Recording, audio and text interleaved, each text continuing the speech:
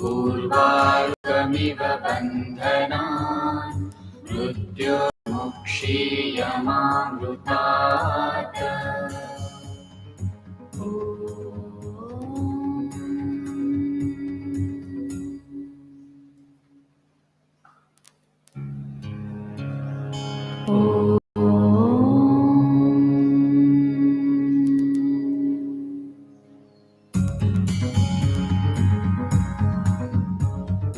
Om Namah Shivaya, Om Namah Shivaya, Om Namah Shivaya, Om Namah Shivaya.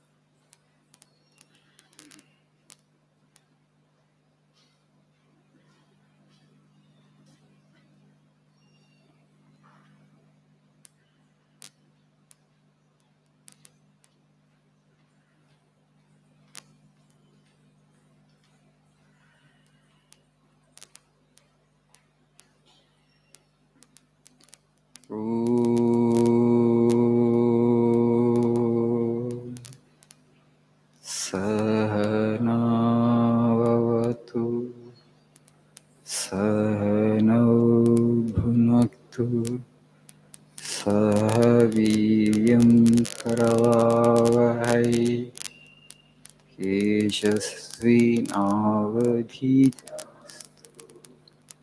Ma Vidvishavahai. Om Shanti Shanti Shanti. Om Asato Ma Sadgamaya Tamaso Ma Jyotirgamaya Mrityo Ma Mrutangamaya. Om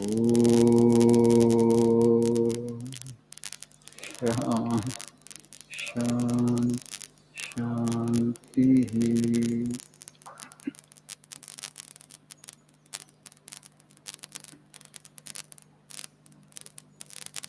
Good morning.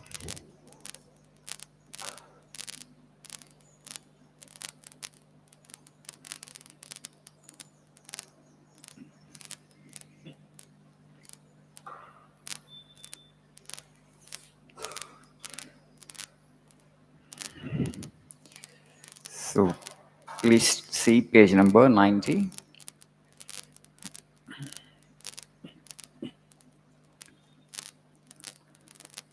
The second quote in the page.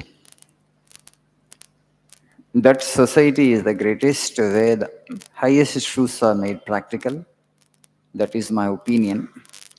And if society is not fit for the highest truths, make it so, and the sooner the better. That society is the greatest where the highest truths are made practical. That is my opinion, and if society is not fit for the highest truths, make it so, the sooner the better. What does this mean? You know, we study in our Puranas that in Krita Yuga, Dharma stood on 4 pillars. In Treta Yuga, Dharma stood on 3 pillars. In Dwapara Yuga, Dharma stood on 2 pillars. And in Kali Yuga, the period in which we are now, Dharma stands on only 1 pillar. That pillar also has become weak. People in general will be disinterested to follow Dharma. The passion for Dharma, the passion for honesty and truthfulness will wane over the period of time. We are not with bad people, we are in bad times. Okay, Kali Yuga, we say, no? Kali Yuga. Now today people are talking actually influence of Kali. ये जमाना में ऐसा होता है, आदमी ऐसा, इंसान ऐसा बिहेव करते हैं. People only behave like this in this age because of materialism. I think Bertrand Russell, who said, when materialism grows, men decay. Materialism grows, men decay. It means what? You have created so much of this material wealth, comfort, luxuries, and people will crave for those luxuries in the process. Okay, there's nothing wrong to crave for these material things, to have more of them, but you must enjoy your money by dharmic means, honestly, not through dishonesty and by dubious means or unscrupulous means. That passion won't be there. By hook or by crook, let me have money and let me enjoy more than others. Let me have as much as I can. So, this greed that we see in today's society is because of this influence of times. The passion for Dharma is very less. So, why does that happen? India is also known as Aryavarta. Now, today we have forgotten one name that India has, Aryavarta, the land of Aryans. Who is an Aryan? Aryan is a highly civilized human being, highly evolved human being, a human being who is very passionate about practicing Dharma. Today we write Dharmo Rakshita Rakshitaha. You save Dharma, Dharma will save you or protect you. But it's only confined to the walls. Okay? It doesn't get translated into action. We don't care to put it into practice. As majority of the people are like that today, whatever the insecurity that you feel, people we are living in, 1 crore people are living together, but everybody living in a kind of insecurity, right? Right. Why that? Because there are other people who are ready to exploit you. That is the fear. It creates a kind of stress and fear. And the people who accumulate, they don't care to share with others around, definitely. So all these things make life very complicated, and people feel a lot of insecurity, though they are living together in such large numbers. Suppose if there is dharma, everybody is practicing dharma, everybody is honest, everybody is kind, everybody is compassionate, everybody has some concern for others, then this kind of stress that we experience today won't be there. That's why you have to create human beings who are very passionate about practicing dharma. That is the purpose of education. I was watching a video of Infosys founder Narayana Murthy. He was telling that compassionate capitalism. Today we have adopted market-driven economy because communism failed. We thought actually we toyed with the idea of bringing communism into the world. Not exactly communism, actually socialism, an egalitarian society where the gulf between between haves and have-nots is very less. I mean, the difference between haves and have-nots.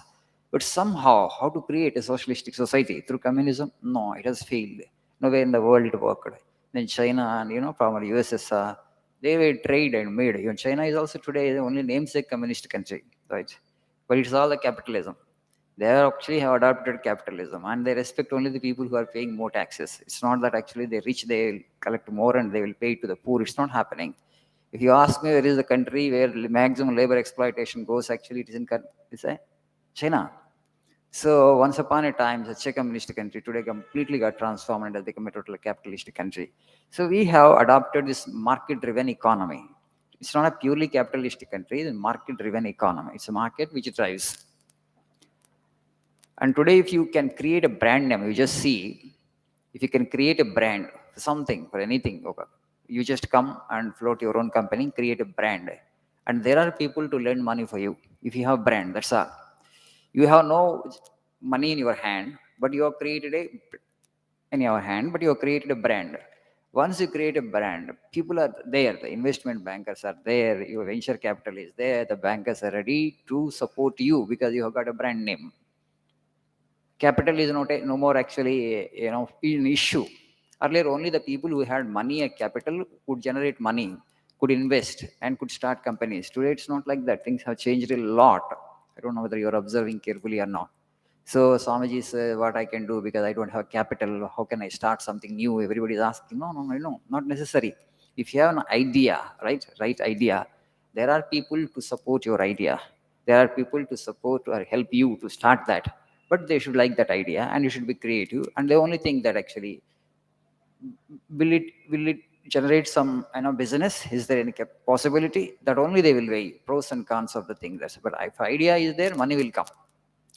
Only thing is you should have the conviction that the idea will can be translated into money. And he is telling that ethical and legally earned money. You have to generate money, you have to generate wealth ethically and legally. And he has set a kind of new tradition. The great man, the founder of Infosys, new tradition. What is that? Compassionate capitalism. They lead extremely simple life. He was telling the problem is what is called crony capitalism. Crony capitalism is CEO gets 1 crore per month. The driver in the company gets 10,000 per month. 10,000, 1 crore. What is the very difference? 1,000 times more. The salary of the CEO is 1,000 times more than his fellow employee. So he also, driver also works for 8 hours, CEO also for 8 hours. But how much you are paying him 1,000 times more? This should not be, he says. Maybe 10 times you take because you're the CEO. Okay, but you only work 8 hours. Maybe you can take 20 times, but 10,000 times more salary. Now, this must go, he says. How that will happen? Compassionate capitalism. Okay, I'm the owner of the company, but my salary is only this much. I will take only this much. How much I need? That actually is the thing he's trying to promote. And leadership by example, he says, not through precept, not through sermons, through lectures. Leadership means leadership by example. I will follow. I will actually set myself as an example for others to follow. See, when some of his co-founders wanted more money and some of his colleagues wanted more salaries, they wanted him to hike his salary, but the company was not doing it well that time. It just got started. And he reduced his salary, and a part of his salary he paid them actually. And he increased their salaries and he reduced his salary. See, because he has got kind of commitment for values, that kind of commitment for dharma, and through honesty and integrity only you have to do business. And this is possible today. You grow, and it is a sustainable business also. Maybe Sudhamurthy, his wife actually, and she actually some nearly from 4 to 500 crores she spends every year on philanthropy, right? She leads an extremely simple life. All the money that they get for the foundation, she spends for so many social causes, probably because of the good that they have done. Their son-in-law actually has become the Prime Minister of Great Britain, right?